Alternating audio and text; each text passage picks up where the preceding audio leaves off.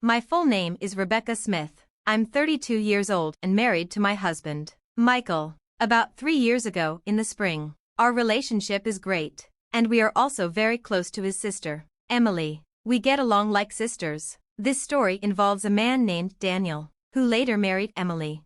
Michael and I have been together for over 10 years, even before we got married, so we are like parents to Emily. We always wished for her happiness and took care of her. Because of this, when Emily got a marriage proposal from her fiancé, she wanted to introduce him to us, her second parents. "I want to introduce my fiancé to you both," she told us. That moment was very special for us as a couple. We felt so happy because Emily, whom we loved like a daughter, was finding her partner and working towards a happy future. It was a joyful moment for both Michael and me, and our hearts were full of happiness. Finally, the day came when Emily brought Daniel, her chosen partner, to meet us. Daniel seemed to be around my age, maybe 32. He was 5 years older than Emily, which made me realize she likes older men. I watched him quietly and was impressed by his solid appearance and calm attitude. However, I noticed Daniel kept glancing at me. Did he want to say something to me? Was there something about me that bothered him? Or was it just a coincidence? These questions popped into my mind. I quickly checked my clothes and hairstyle for any issues but found nothing wrong. Maybe realizing it was rude to stare, Daniel quickly looked away. In the end, we couldn't understand why he was watching me so closely, but Michael and I decided not to worry about it. We went on to introduce ourselves and started chatting with Emily and Daniel, who were sitting across the table from us. "Please take good care of my younger sister," was a classic phrase exchanged, and Michael responded with a smile. "Emily, I'm trusting you to him." Saying this, he entrusted Emily's future happiness to Daniel. This created a warm and friendly atmosphere at the gathering, easing the initial tension of our first meeting. At one point, Michael asked Daniel a question he was curious about. "Daniel, may I ask where you work?" I was very interested in his answer and listened carefully. Daniel answered proudly, puffing out his chest. "You might have heard of it. I work at TE Company, which is growing very rapidly right now." "TE Company? Is that the famous game development company?" I asked. "Yes, that's correct. I actually started working at TE Company last year, but I didn't leave my old job because I didn't like it. TE Company approached me directly because they valued my skills highly, so it's like a promotion for me. Don't worry, I didn't start as a regular employee." Hearing this surprising story, both Michael and I were amazed. I couldn't help but widen my eyes, and our gazes met. Seeing our shocked reactions, Daniel seemed satisfied that he had made an impression, and he spoke with even more pride. "That's why I want you to trust me completely with Emily. I'm climbing the career ladder quickly at TE Company, and I'm confident that I'm progressing faster than most. Even though I started at a regular level, my salary will increase rapidly and I'll move up in the company quickly. So please don't worry." When I heard what Daniel said, I was so surprised that I couldn't speak. TE Company is super famous, and I know a lot about it. Michael probably knows about it too, but since he doesn't work there, he might not know all the details. I think both Emily and Michael know that TE Company is really well known in the industry, but it seemed like neither of them expected Emily's fiancé, Daniel, to move up the ranks so quickly after joining. I didn't expect it either. Some parts of Daniel's story made me feel a bit uneasy, but I decided to believe him since he talked about being recruited by TE Company and climbing the career ladder really fast. As we talked about other things, I was curious to know how they met and got together. They said they met through a friend. Daniel was looking for someone special but didn't want to go to matchmaking events, so he met Emily through a friend he trusted. Emily wasn't actively looking for a boyfriend, but she decided to meet Daniel when her friend suggested it. "I really like how Daniel always makes me smile. His clumsiness is kind of cute too," Emily shared. Hearing them talk about their feelings was like hearing something really sweet. Even though we weren't eating anything sugary, their closeness and love for each other were very clear.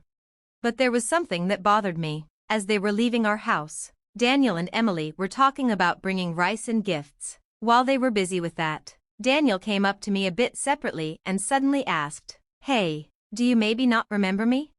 His question caught me off guard, and I couldn't help but tilt my head in confusion. "Do you really not remember me?" he asked again, sounding doubtful. His face was handsome, but I couldn't recall any close friend named Daniel. I tried hard to remember but couldn't. Seeing me struggle to remember, Daniel sighed a little, looking disappointed.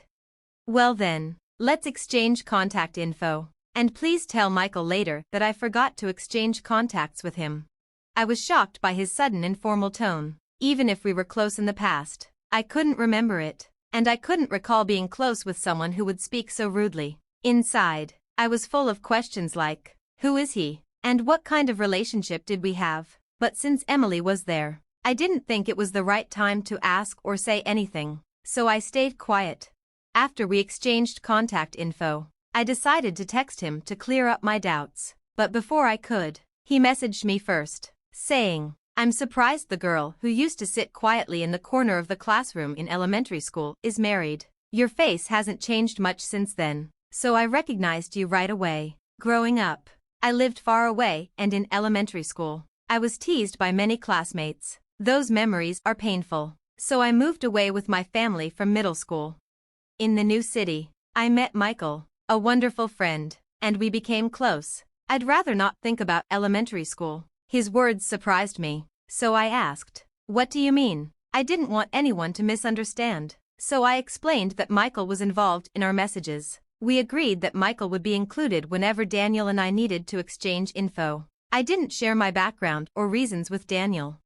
After explaining, Daniel smiled warmly and asked, do you remember being called PE girl in elementary school? The term PE girl had a specific meaning. It was used to tease me by my classmates because I was from a single-parent family. Even though we weren't really struggling financially, there was a time when other moms assumed we were, just because my mom was a single parent. This rumor might have spread among the kids and led to the teasing. Because of this, and because my mom was considering taking legal action against the mom spreading rumors, I decided to move to a new place. Since then, I haven't heard that unpleasant nickname, which used to cause me so much trouble. But one day, I was surprised when a man admitted he didn't even know what the word poor meant. I calmly told him, please watch what you say. You're my sister-in-law's fiancé, and that's all. Please don't say things that don't make sense. After that, he didn't message me anymore. Maybe he took my words seriously and realized he shouldn't be rude. But watching all this, Michael seemed really uncomfortable with the way the man spoke, and his face changed quickly. What is that guy even thinking? It's like he doesn't realize he's talking to the sister-in-law of the woman he's going to marry and bringing up stuff from elementary school and acting like nothing's changed. That's just crazy, Michael said, his anger showing. Seeing Michael so upset, I tried to calm him down, saying, take it easy, but I was also worried. So I called my mom right away and asked her to find a class photo from my elementary school days. I wanted to see if there was a classmate named Daniel in it. Mom quickly found a boy named Daniel and said on the phone, wasn't this Daniel the one who used to bully you the most? Suddenly, I remembered everything I had forgotten. Daniel was indeed the main bully. Just to be sure, I asked Mom to send me the photo. Looking at it, he looked quite different now, bigger and chubby. That's probably why I didn't recognize him. After that, I decided to look into things further. A few months after our first meeting, I got a call from Emily, which was surprising after such a long time. Rebecca, we haven't got your RSVP for the wedding invitation yet. Are you and your husband planning to come? What wedding invitation? I asked, genuinely puzzled. We were really looking forward to it, but we never got it, Emily replied. I told her that Emily seemed surprised and said, I definitely sent it. Maybe something went wrong. Anyway, I'll bring it to you tomorrow. She said this sounding very sincere. The next day, Michael and I got the invitation directly from Emily, and we told her we'd be there. At that point, we had no idea what would happen at the wedding or how it would affect us. No one could have guessed what was coming next.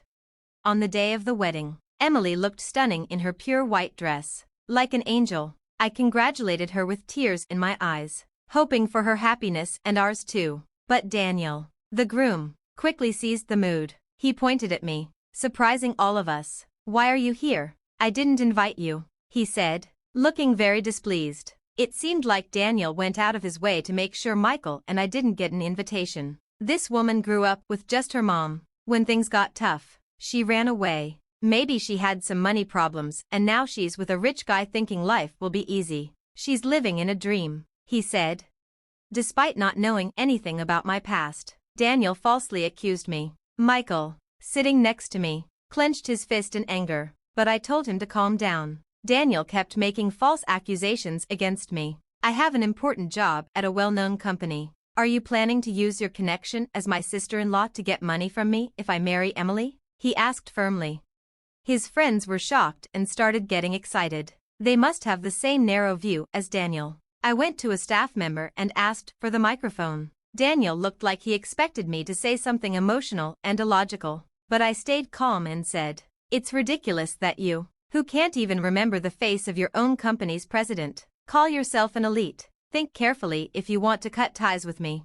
I'll be in the president's office tomorrow. We'll go through HR procedures," I said. After handing back the microphone, I confidently returned to my seat with a calm demeanor. Michael stood up and walked towards the exit. Soon after, Emily followed him.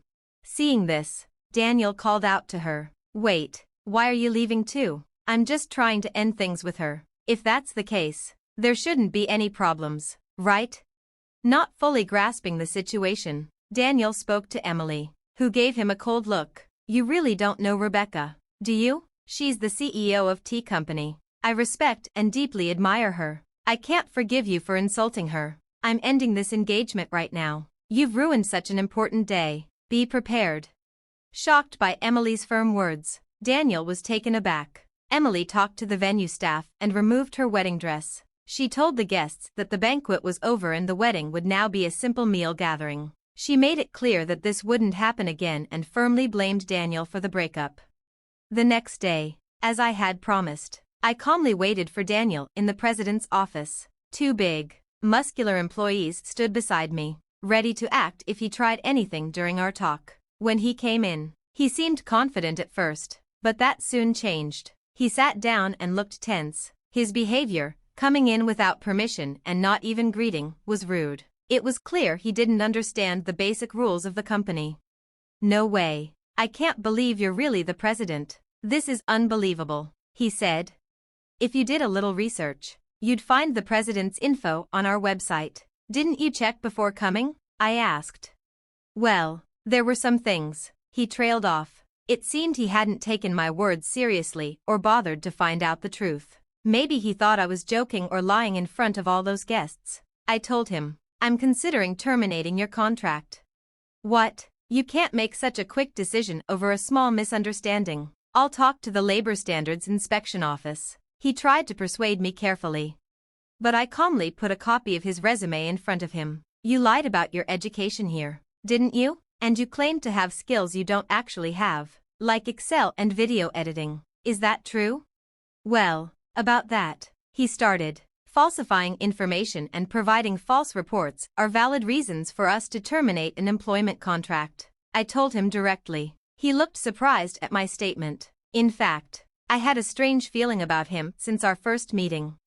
Afterward, I checked everything thoroughly. Normally, our company doesn't use headhunting methods. Even if we do, I personally meet and interview recommended candidates. But I don't remember having a deep conversation with Daniel. He joined through our regular hiring process and started as a regular employee. He claimed to be aiming for promotion and said he was skilled with certain software, but he actually wasn't. That's why he never got promoted. His self-assessment was very high, and I found that suspicious. So I looked into his attitude. He was lazy at work and seemed content just to be part of the company. I tried to help him improve, but he didn't change. Now that he's broken off his engagement with Emily, there's nothing special between us. He continues to act unpleasantly, making me uncomfortable, so I see no reason to be lenient with him.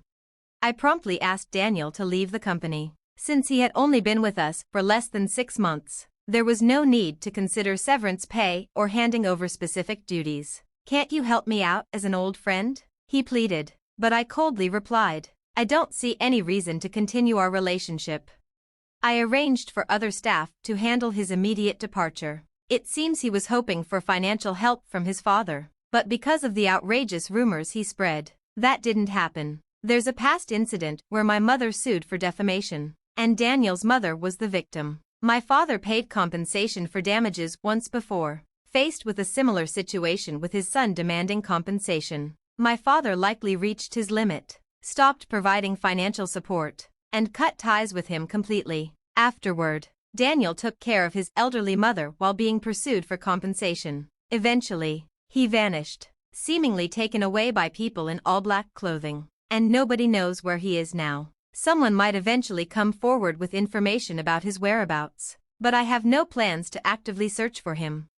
Initially, Emily was deeply hurt when she learned about her fiancé's background, but time heals, and about 6 months have passed. She's starting to see it positively, saying it's probably best we didn't get married. Lately, her smile has returned, and she's even looking for a new partner. Seeing her happier again, Michael and I are truly relieved. They're even talking about having children now.